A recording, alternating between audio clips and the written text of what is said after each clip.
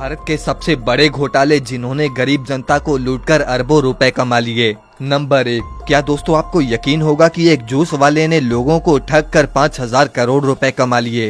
दरअसल इस पूरे स्कैम के पीछे दो लोग थे, सौरभ चंद्रकर और रवि उपल। पहले तो इन दोनों ने गैम्बलिंग में खूब पैसा हारा और बाद में जाकर इन्हें समझ आया कि सट्टेबाजी में पैसे लगाने वाला नहीं बल्कि पैसे लगवाने वाला पैसे कमाता है।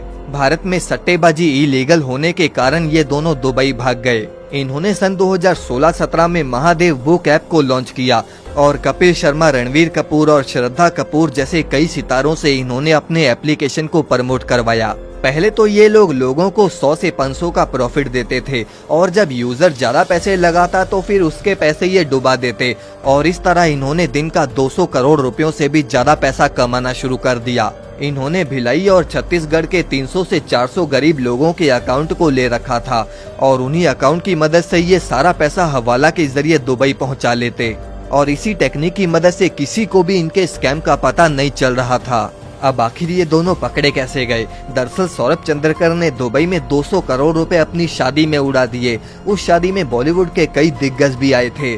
अब अगर ये अंबानियों की शादी होती तो चलो नॉर्मल बात है, लेकिन अगर एक जूस वाला जो दुबई काम करने के सिलसिले में गया है वो ऐसा करे तो शक की निगाह अपने आप ही उसकी तरफ जाएगी।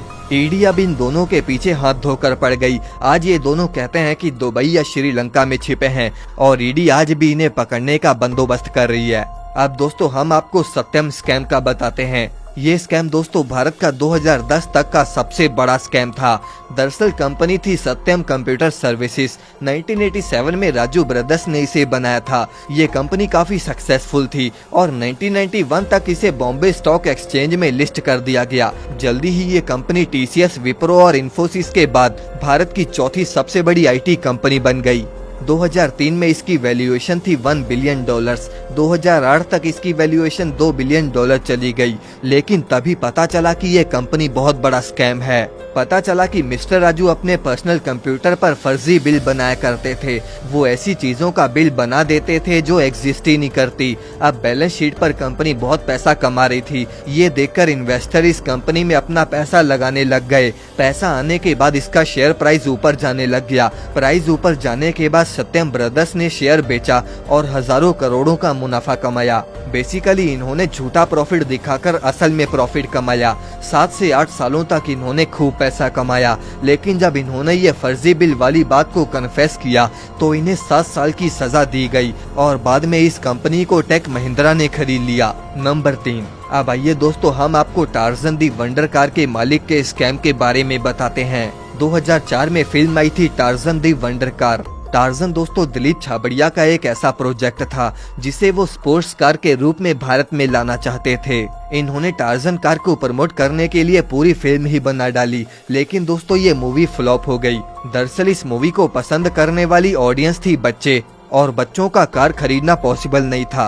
कुछ अडल्ट इस गाड़ी को खरीदना चाहते थे, लेकिन इसका प्राइस देखकर उन्होंने भी अपना मन बदल लिया। दरअसल दिलीप छाबड़िया ने इस गाड़ी की कीमत 2 करोड़ रुपए रख दी। 2 करोड़ से कम में तो उस समय लैम्बोर्गिनी मिल जाती थी।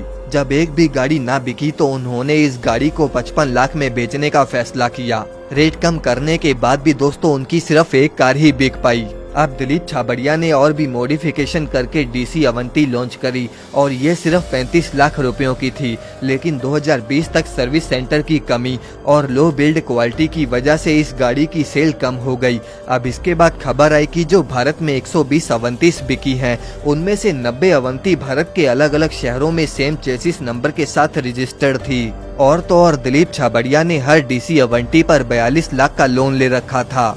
इसके बाद पुलिस ने दिलीप छाबड़िया को अरेस्ट कर लिया। लोगों का भरोसा कंपनी से उठ गया और ये कंपनी पूरी तरह से डूब गई। तो दोस्तों ये थी हमारी आज की वीडियो। आप अपने विचार हमें कमेंट में जरूर बताएं और इस वीडियो को लाइक करके चैनल को सब्सक्राइब जरूर कर दें।